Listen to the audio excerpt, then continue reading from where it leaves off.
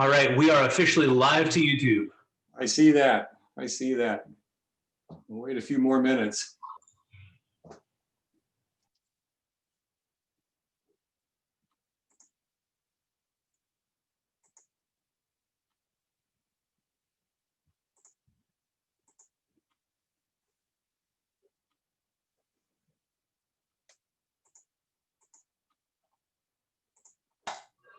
You may want to mute the tab that you have YouTube open in so that you aren't playing it and then hearing your own audio.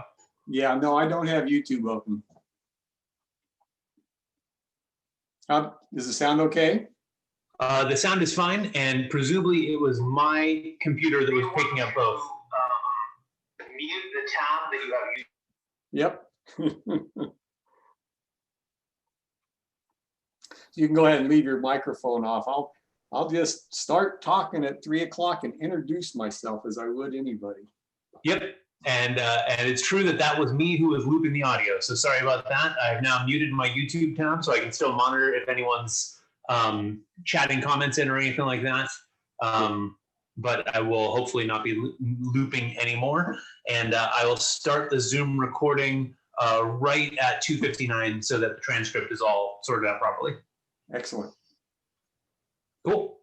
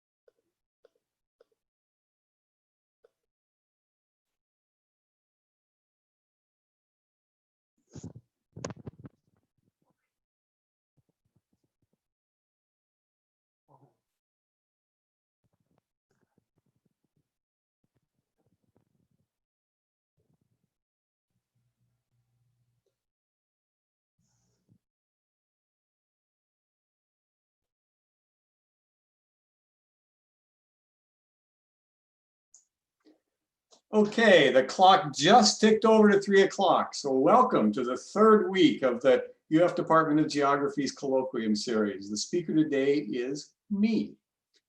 I took the prerogative of the Colloquium organizer to go ahead and let myself talk to you. You see the slide here, the flyer in front of you.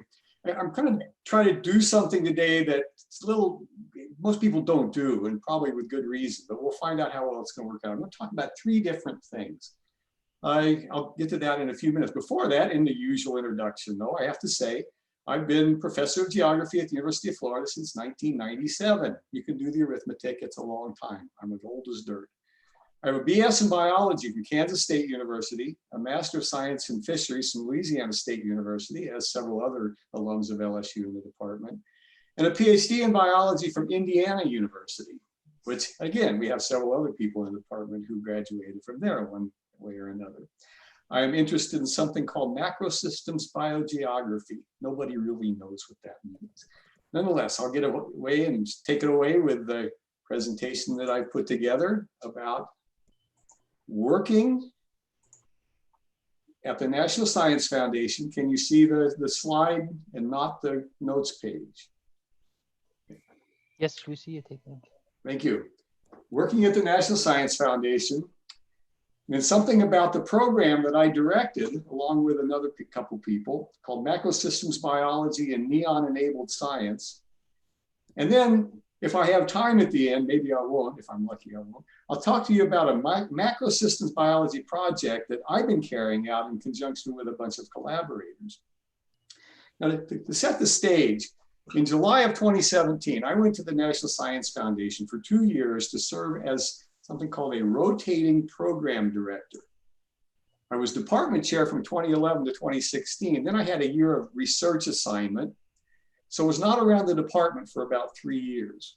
Those 3 years have seen some of the most profound transformation in the department in anybody's memories, for that matter, in the history of the department.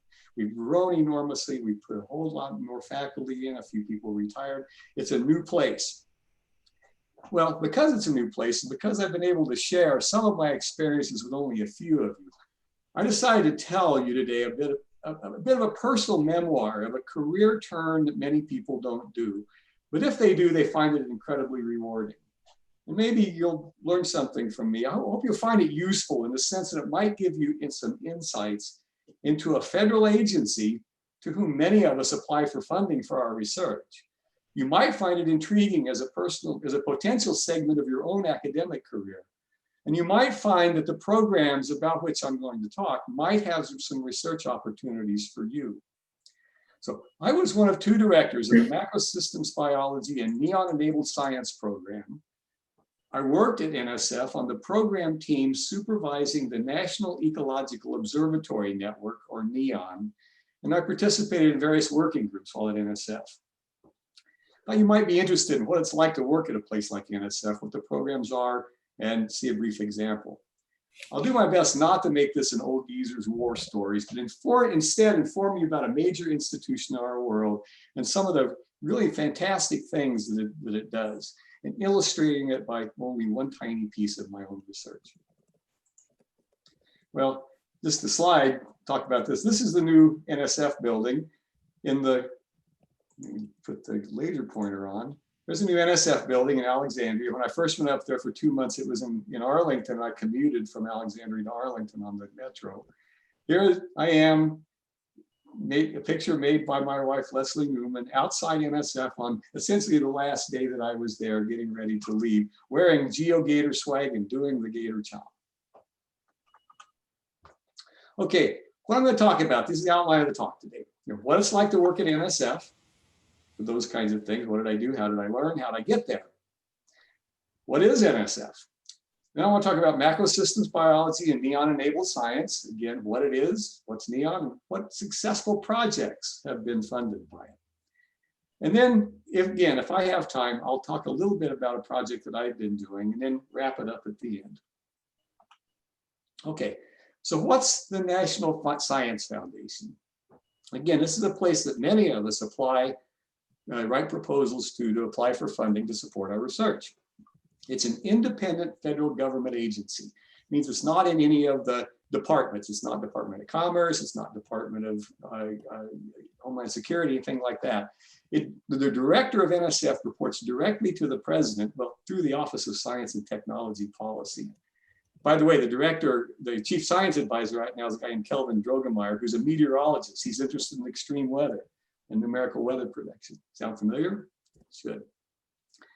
Okay. The basic function of NSF is indeed to give money to support the best possible research. But I'll also suggest to you that it's the most effective and amazing institution of any sort in the world. It's probably one of the most, it's the only institution that funds the kinds of research that it does. And I'll tell you a little bit about it and what it's like to work there. Now, this goes all the way back to 1950. It goes back before that. During World War II, there was a guy named Vannevar Bush. He was an MIT professor, a dean and vice president of MIT, and then he became president of the Carnegie Institute of Washington. But then during World War II, they brought him into the government, and he headed the US Office of Scientific Research and Development, through which almost all wartime military research and development was carried out. In fact, he was the first presidential science advisor. He wrote a report to President Truman in 1945, the title of which was Science, the Endless Frontier.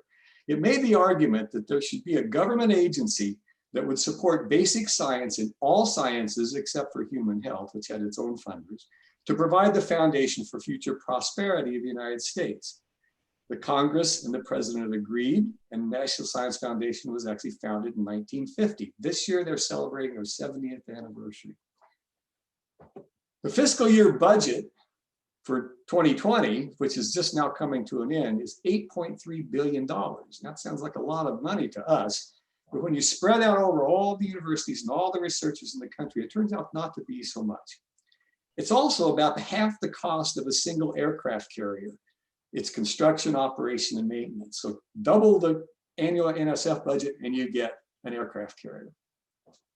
It continues to fund basic research, fundamental research in all areas of science, mathematics, and engineering.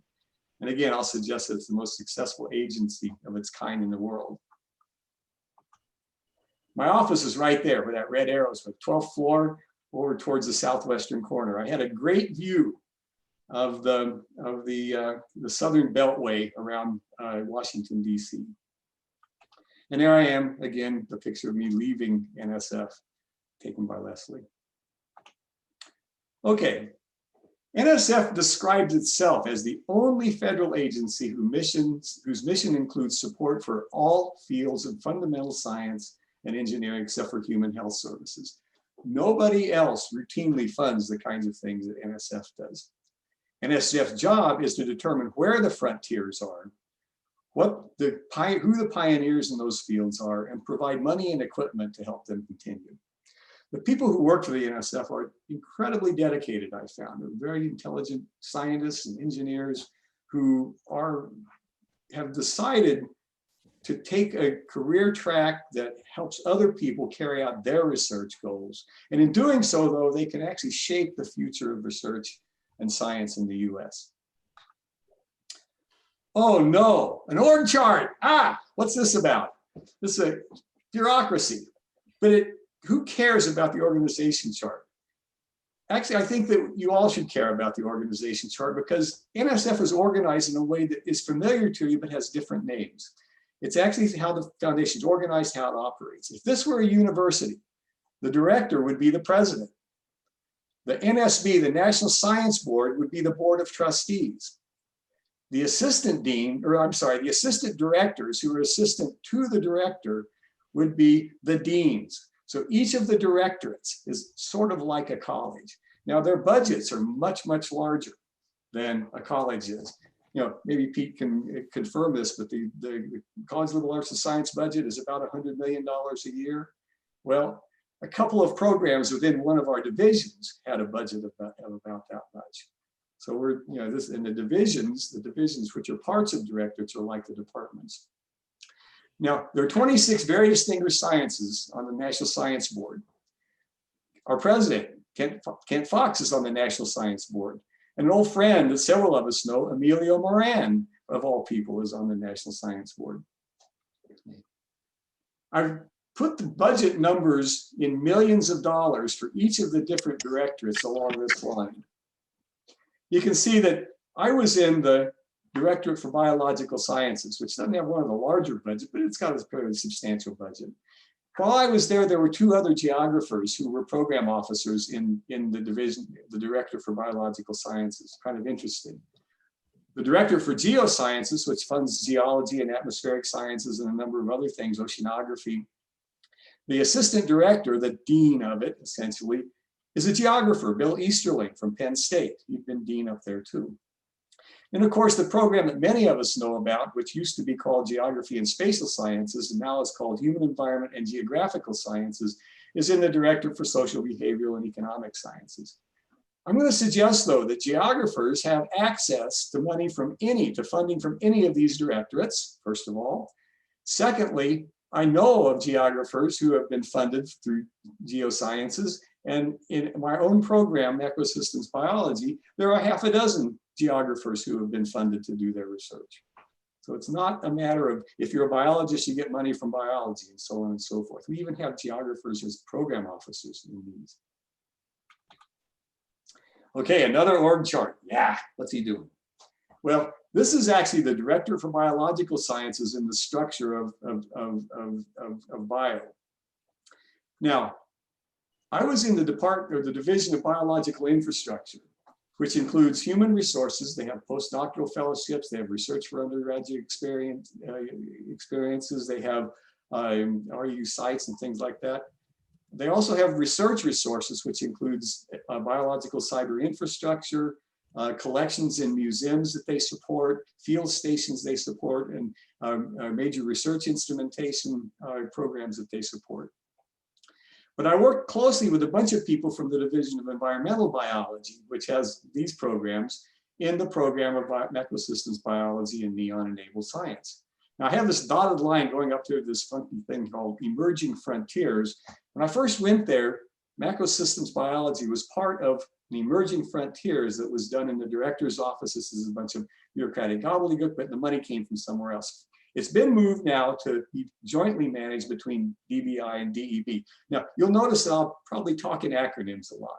One of the first things you learn when you go to NSF, it's a federal agency, is you can express ideas with acronym, acronym, verb, acronym, acronym, and everybody will know what you're talking about. Now, one other thing about this, I said something a few minutes ago about temporary program officers. Half of the program officers in biology, in the biological sciences, were temporary. They were called rotators. The other half were permanent, long-term career NSF people. They bring in people from research institutions, from other kind of educational institutions to serve for a couple of years, to bring new ideas in, to bring new expertise in. And then the people go back to their institution, as I did. There are a couple of different ways to come as in temporary assignment to NSF. One is as a Interagency Personnel Act, or IPA. Thank goodness they kept that acronym. Where you remain an employee of your home institution and you retain your benefits, my health insurance stayed active and all that kind of stuff. NSF awarded the funds to support my salary and fringe benefits. So I effectively had a grant at University of Florida to go live and work in Alexandria. There's an alternative version called the Visiting Scientist, Engineer, and Educator. You actually become an NSF employee and the salary is paid directly from federal funds. Now I show you this so that someday one of you, one of our faculty members, one of the grad students who may get a faculty job later on, somewhere in the early mid-career stage, you might have an opportunity to go to NSF to be a program officer. We'll talk about how I got there right before that. And there are all kinds of options and ways to do it. One of the things that option makes it really kind of attractive is that the NSF doesn't want rotators or permanent employees to lose sight of their research programs. So they actually provide something called the Individual Research and Development Program, or IRD. They give you basically support 3 days a year, basically a day a week, which is more than I got when I was department chair, to carry out your research, to continue your research program. In my case, the funding was mostly for travel. One of my colleagues used his IRD to earn a master's degree in project management, which serves him in good stead. He now runs the National Ecological Observatory Network program. As an IPA or as a rotator, I couldn't accept funds from NSF awards because it would be seen as a conflict of interest. But NSF could fund the research. So they sent me actually for 10 days in December of 2017 to work with my colleagues on field work in Cambodia. They sent me to some training operations. They sent me to conferences. They sent me to some other things that mostly travel. It had to do with my research, even though it was back in Florida. So you have opportunities to keep things going. Okay, the main thing that NSF does, though, is to fund fundamental research in all sciences. They decide what to fund through what they call the merit review system. This diagram shows the workflow of the merit review system. Many of you are familiar with parts of this, but not all of it. We may have an announcement of an opportunity, which is a solicitation may be published that says, we solicit proposals to study this, that, or the other thing. They're done usually in fairly general description, and then they ask for the good ideas to come in. The communities then write proposals, submit them through FastLane or through research.gov, and then they go to the program officers. Now, my job as a program officer was to carry out the things in this red box. All the program officers do this stuff. You know, we do some of the compliance checking. We arrange for reviews through ad hoc reviewers. We arrange for panels. We put combinations of panels and ad hoc reviews together. Some proposals come in are small enough that they can be reviewed internally, so we ask other program officers to review them.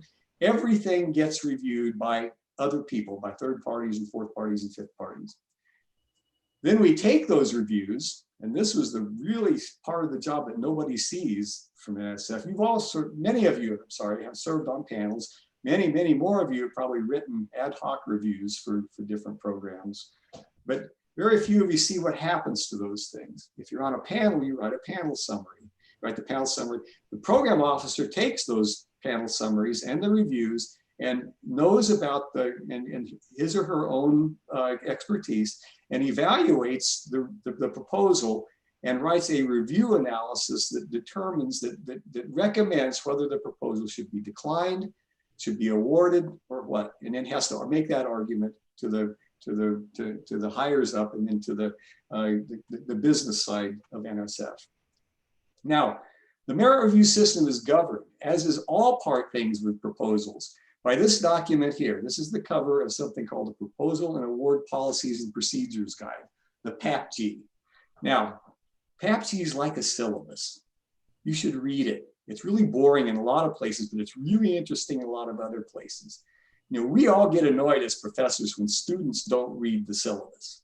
You know, you can download a copy of the PDF file. We have a question about your proposal. You can look it up in the PAPG. Almost always you put it up in the PAPG.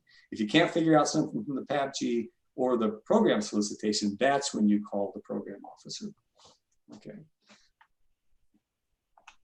Okay, this is again the same thing from the PAPG. The merit review system has two major review criteria, so-called intellectual merit, which is the potential to advance science, and broader impact, the potential to benefit society. Okay, these are broad. Who decides? Who decides whether about the potential? Who decides about to advance science and benefit society? Again, we go back to the ad hoc reviewers, the panels, the combination of the two, and internal reviews that then analyzed by the program officer, who writes a review analysis that then sends it to the division director, who concurs, and then it goes up. If it's to be an award, it goes to the business side, which sends the money to the organization. If it's a decline, it goes right to the organization. Say, oh, sorry, we're not going to do it. Pretty simple, huh? Is that a question out there somewhere? Kate, you should probably turn off your sound. Anyway, NSF takes this very seriously. They have more detailed guidelines that come along in the PAPG. And I won't belabor, this second here, I've got it.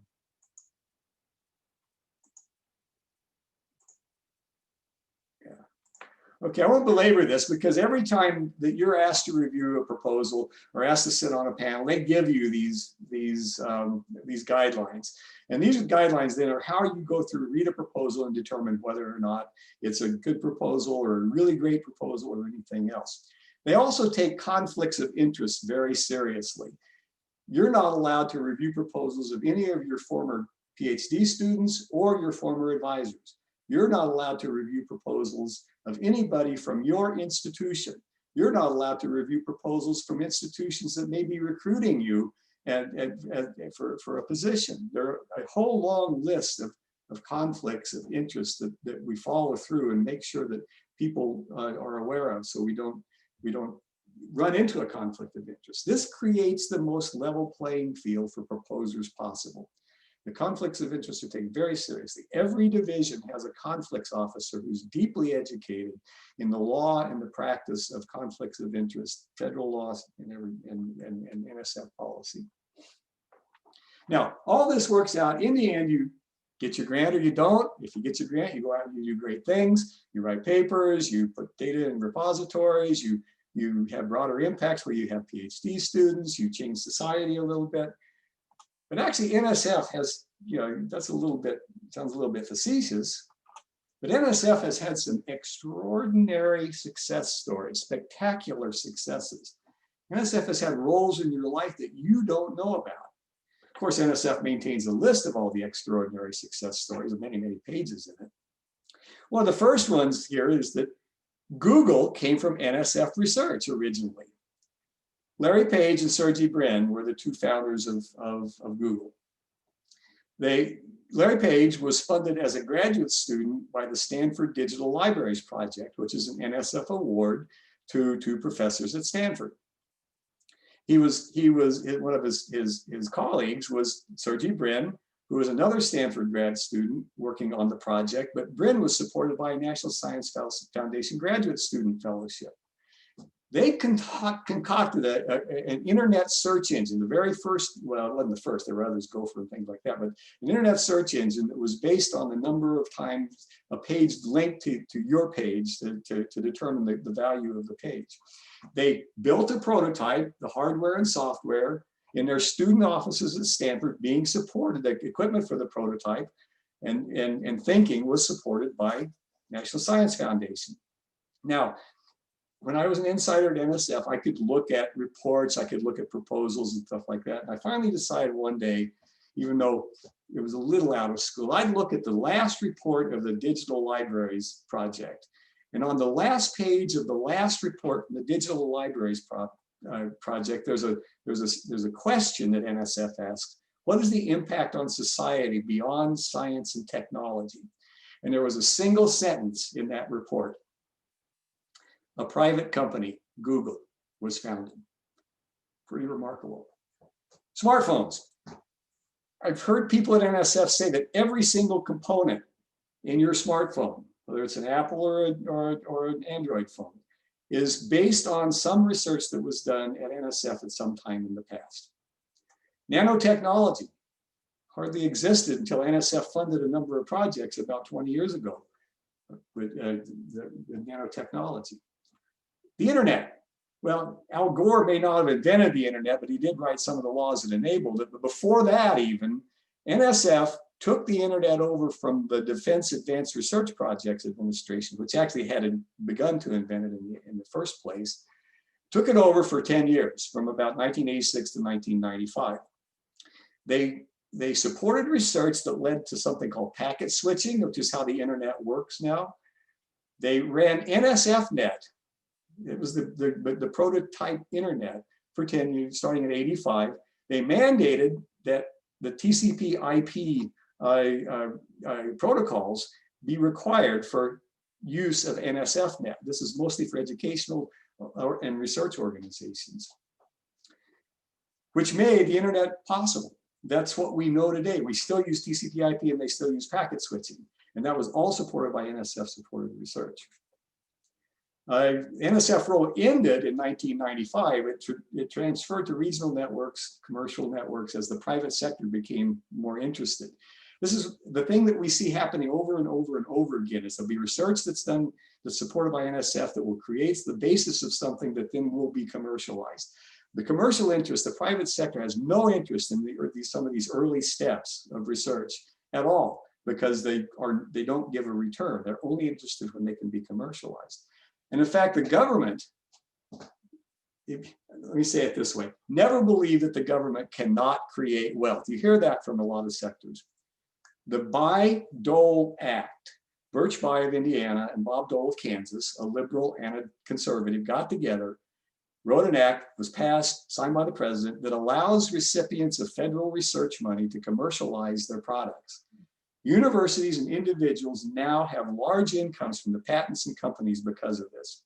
You know, I even own a few shares of Google stock. I'm not wealthy, but the government actually set the stage to create the wealth. Other things, Doppler radar, that's the kind of things that Dr. Matthias and her students use all the time. That started as a project supported by NSF. American Sign Language was created through research projects from NSF. Magnetic resonance imaging. Actually, right now, the University of Florida and Florida State are the National High Field Magnetic Laboratory supported by NSF, who are advancing MRI activities all the time. Then the most really interesting one, because there was a project a number of years ago, several people were looking at thermophilic fungi that live in the hot springs of Yellowstone National Park. They thought, this is a pure science thing. Who cares about thermophilic fungi? Well, about the same time, somebody invented polymerase chain reaction, which is the reaction that amplifies DNA and gives you, 55-gallon drums full of DNA so you can do analysis on it. Well, it turned out that PCR, polymerase chain reaction, requires enzymes that function at very high temperatures. And it just turns out that the same enzymes that were found in the thermophilic fungi now are used in PCR. Wild and crazy fundamental research project has now given us the ability to do all the DNA analysis that we need to do.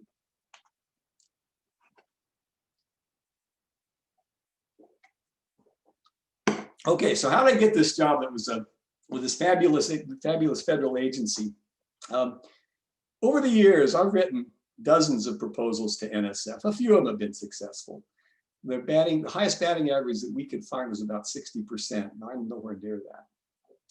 And because I got on the radar by the program officers and having submitted proposals, and they knew my area of expertise, they started to ask me to write ad hoc reviews of the proposals, of other proposals.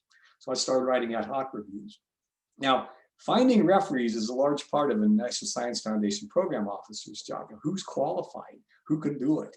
If you are asked because they've started to know you, one thing, you can also send an email to a program that you might like to review for and say, I would love to be on your list of reviewers. Then they'll start to ask you to review, and you tell them your expertise, then they'll start to ask you to do reviews.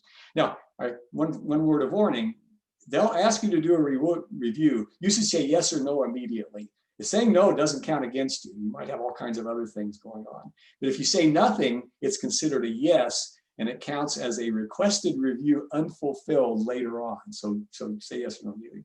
Well, I had no idea whether my reviews were useful.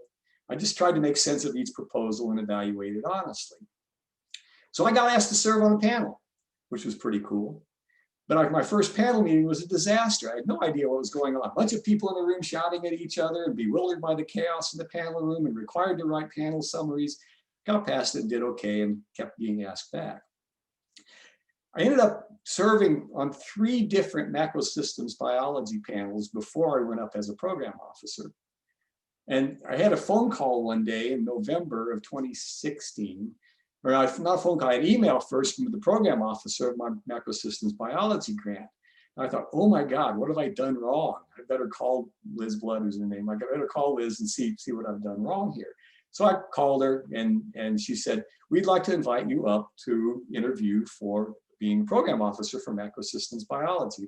The current program officer is leaving at the end of the year. He's a rotator, and we'd like you to come up and do this. So I did. Said sure. Talked to Jane a little bit and said, what do you think about doing this? She said, great idea. So I went up, interviewed, and they basically hired me. I was flabbergasted with the phone call. But on the other hand, my career situation and my family situation was congenial. I was seeing Leslie Newman, who's now my wife. We talked to each other about going up, and we decided, yeah, I should go up there, and then we would visit each other on weekends and enjoy Washington, D.C. Offered the job, so I took it. But it started by submitting proposals, becoming known to the program officers. You could send an email to them saying you'd like to review for them. That works. Then being asked to serve on panels. And finally, after you've done that for a while, they'll recognize you as someone who can come up and be a program officer. So what happened at NSF? Well, I have to say, National Science Foundation has enormously effective onboarding and training early in a program officer's career. We went to the program director's boot camp for 3 days. We had merit review basics for 4 days where we learned how NSF does things. We already were familiar with writing reviews. We're already familiar with writing and evaluating proposals, but NSF's way of writing review analyses and handling situations was important there.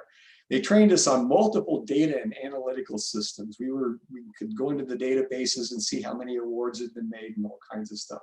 I made deeper dives into software than I've ever done before. I now know things in PowerPoint and Excel and some of the linguistic analysis, even some GIS tricks that I had no clue existed beforehand. Went to a huge number of meetings. They were surprisingly productive. A meeting had an objective every single time. You have a meeting agenda with the objective stated. We have to do this by the end of the meeting, and you don't leave until you've done it, and you always get it done in an hour.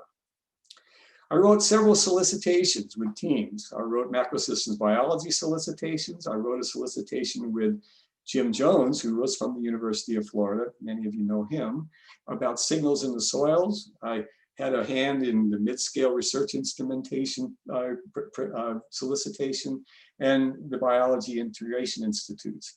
Served on working groups. I got sent to national conferences to talk about NSF programs. One of the favorite things that I would do is consult with potential principal investigators about their ideas for proposals. They'd send me a one-page prospectus, call me up a few days later, and we'd talk about whether it was appropriate for our program or other ideas. And then I could coach them in how to make their proposals really good. We received the proposals, checked for compliance with the solicitation. We solicited co-review with other programs at the foundation. When you send a proposal to a program, there's a good chance that if it's a broad proposal, that they may ask for other programs to come co-review it and help co-fund it if it's a successful proposal. Now that may sound to you like double jeopardy.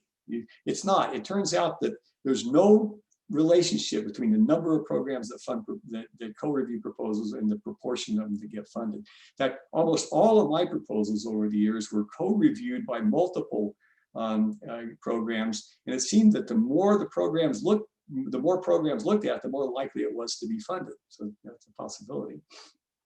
We formed panels by inviting people with relevant expertise to serve. We had a long list of potential panelists, and we would email them and ask them to come serve if the proposals that had come in needed their expertise. We put together the panel meeting. This is kind of what it looks like, although none of the people in my program ever wore suits and ties. Including, we have a panel dinner, a great social event one evening. Panel summaries are written during the panel meeting, and we have to approve the panel summaries. After the panel is over, you would analyze the panel results, and analyze the reviews, and write a review analysis for every single proposal, whether it's a decline or an award. You justify the decision. It's a recommendation, and other people make the final decision. Also managed awards. I check the spending. NSF has a way to look at the University of Florida's accounting system and tell how your grant is moving along, how your award is being spent. We approve reports, we considered and approved supplements, no cost extensions, and rebudgeting. We also, and this is on the lighter side, attended mentoring sessions every Wednesday starting at 4 p.m. Now the time of day might give you a clue. This was happy hour. But it was also one of the most important times, a couple hours that most of us would spend. Program officers come in with all kinds of outside knowledge, but they don't know what's going on inside. So we'd all go over to Foster's Bar and Grill, anywhere from 6 to 20 of us, and sit around and talk about what was going on, questions we had. One day, a woman sat next to me, and we started drinking beer and talking to each other, and she introduced herself as Jean Feldman. And a little while later in our conversation, I started criticizing something up in the PAPG. It was really ambiguous about international activities. And the guy across the table from his face went white. And I said, "What's wrong?" So he looked at me and said, "Jean Feldman sitting next to you is the author of the PAPG." And she looked at me and she said, "Mike, maybe it's ambiguous for a reason." So I got to know the person who writes the PAPG. Other people had that opportunity too. And Leslie and I enjoyed the DC area cultural amenities immensely. This is the East Building of the National Gallery of Art with the Calder statue and some just absolutely wonderful art in it. And then every night, after a long day of work, of intellectual effort, I'd go back home to my little apartment. I'd sit down in my chair, just completely intellectually exhausted. What did I learn at NSF? I learned what makes a proposal a good proposal. I learned how complicated the operation of a large facility can be. It has to have a program management education experience. I also learned that, something I said already, NSF employees are extremely intelligent. All the program officers have PhDs in the first place. They're dedicated scientists. They have decided to take a career path, though, that is involved with providing support to others in a critical way. And in doing so, they actually shape, with the writing solicitations, they shape the direction of research in their field. My program, Microsystems Biology, was basically created back in 2009 by Todd Crowell, who's now a professor at Florida International, by Henry Gulls, who was a permanent program officer, but he was a forestry professor at the University of Florida for many years before he went to NSF. Henry tragically died in a rock climbing accident in October of 2017. And Liz Blood, 3 people put together Macrosystems.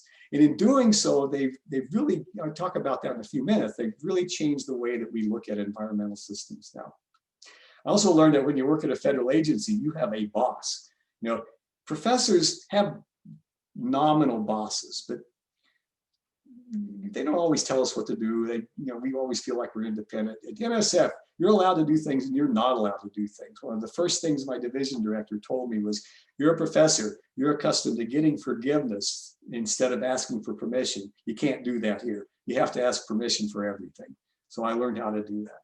And finally, NSF takes very seriously the conflicts of interest and attention to federal laws. It's a federal agency, it has to. And every division has a conflicts officer who's trained. Okay, I'm not going to belabor this too much because I want to get on to talk about macrosystems, and I'm running low on time, which I knew I was going to do, but that's okay. Okay, what can you do to make sure you have a good proposal? You focus on the ideas. You don't focus on the location, the system, the species, the tools, the policy context, or end applications. You have to ask a sharply defined research question. You have to derive testable hypothesis logically derived from the theory that addresses the research questions. And you have to come up with methods that test the hypotheses. It's strictly hypothetico-deductive science. This is the case in biology, less a case in the social and behavioral sciences, but still, if you do those things, then you're a long ways toward making your proposal really compelling. Now, if you're working in, I said, your place is an important theme in geography. I said, don't think about don't focus on the location as something you're studying. For example, if you're working in the Amazon basin, tell us what about your research will give us new knowledge about human-environment interactions, or new knowledge about political ecology of way people interact with nature and with each other. Not what's happening in the Amazon. Give us the general takeaway from it, not, well, the Amazon does this, the Amazon does that. Now, I know we have people working in the Amazon who do a good job of that. Okay? Now, the final thing, you can read some of these other things in here, most of it's more or less kind of bureaucratic and boilerplate, is tie your activities in your proposal to your budget. Each budget item must have a reason for it to be there, whether it's field work or an instrument you need or interviews with people or whatever. It has to be tied back to the budget. That's really important. Okay, shifting gears, it's 3:39, so I'll have just a few minutes to talk about this. Talk about another 5 minutes or so, is microsystems biology and neon-enabled science. Now, this is the solicitation that over here of the program that I managed for 2 years. There's my name right down there too. It's an older solicitation that Dan Gruner and I wrote. It's been supplanted by a newer one that I'm not on. I'm not a cognizant program officer on it, but I was on the writing team for it.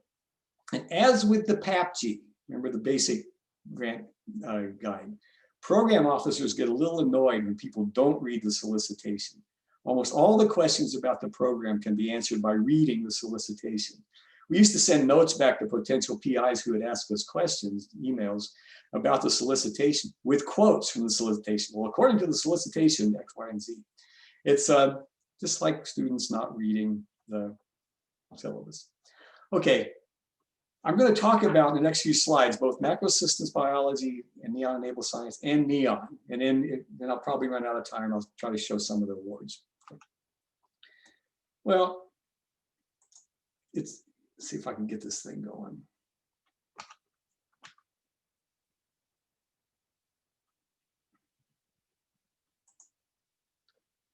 Well, this is supposed to be an animation, but it's not animating, so I'm not going to worry about it.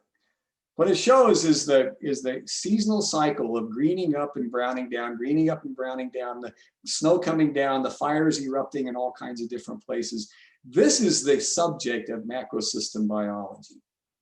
Now, human perceptions of nature are biased. We understand best those things that are about our size or that we can see in one view.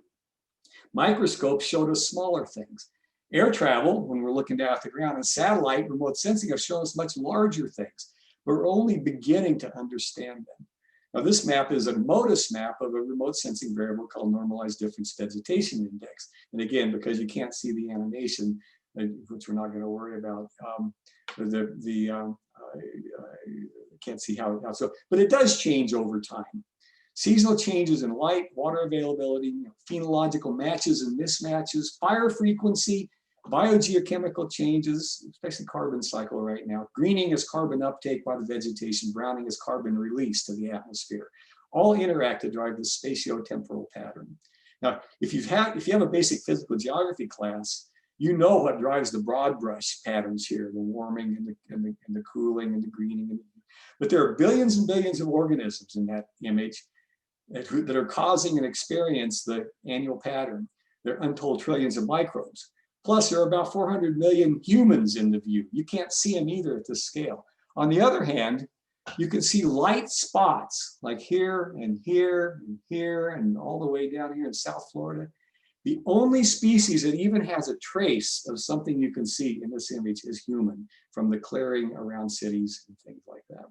Okay, so the main question of macrosystems is, how does environmental variation interact with organisms to produce patterns that we see at this continental scale?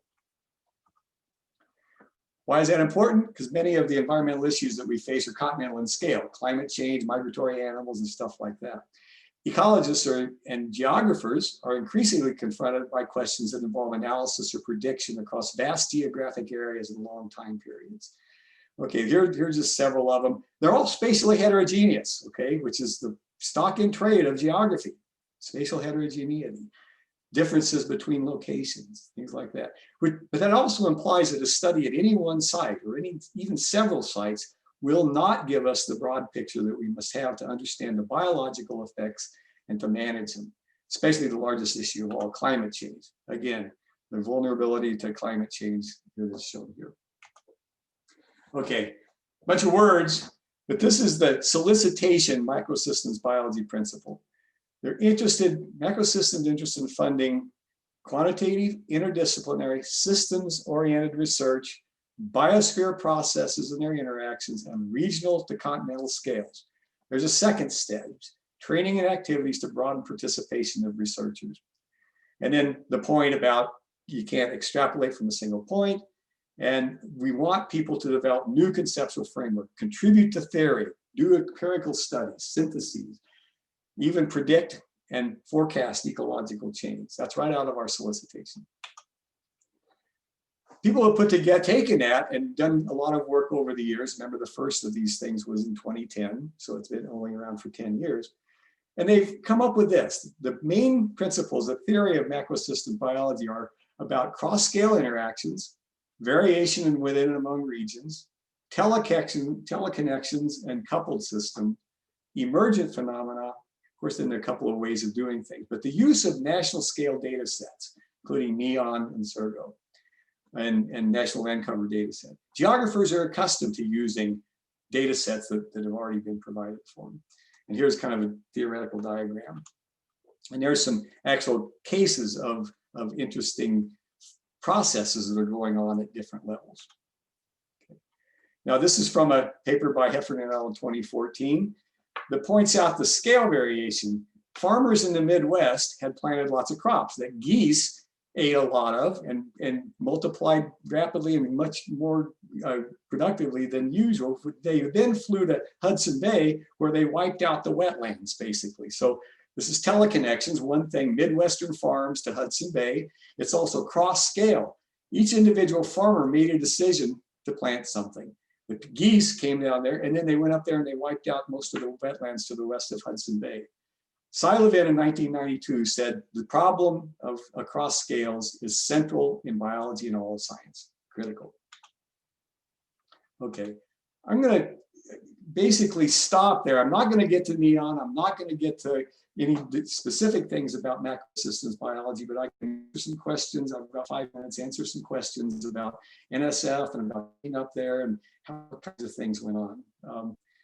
One thing I'll say before I go to that is that one of the reasons that NSF is favored by Congress is that it gets money into nearly every jurisdiction in the United States and reports the awards to the congressional representatives. They love it when we make a $200,000 award to the University of Florida. Florida has had 7 macrosystems award, including 4 here at University of Florida and 1 each at Florida State, University of South Florida, and Florida International. Okay, so I'll leave it with NEON and open the floor for any questions that you may have.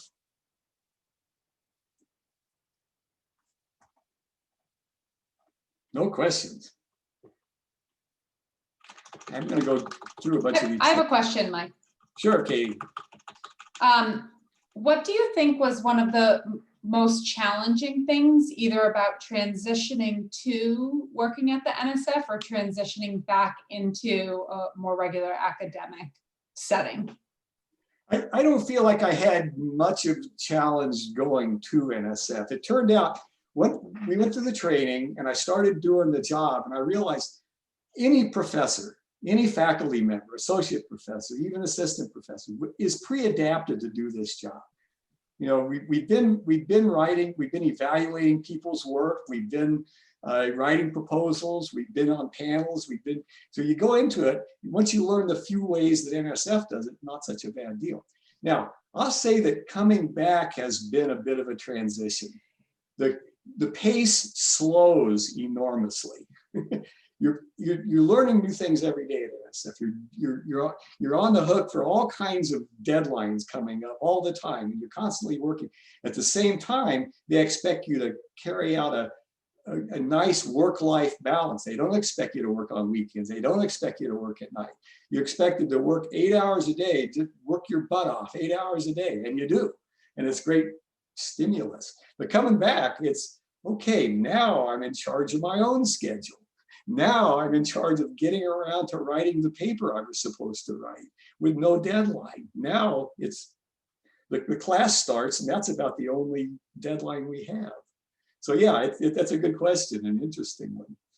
We're going up, great time, all kinds of anticipation. Coming back, whoa.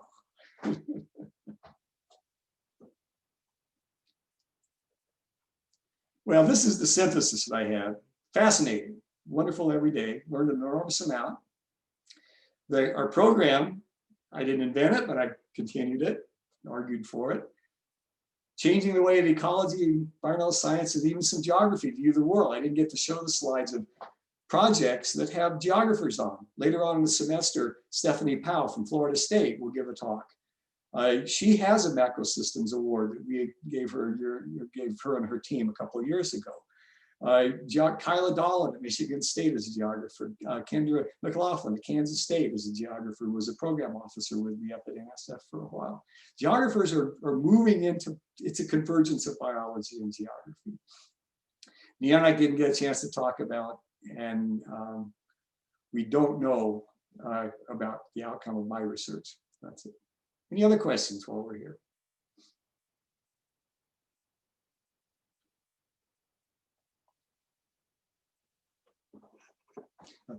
Drinking water out of my NSF cup.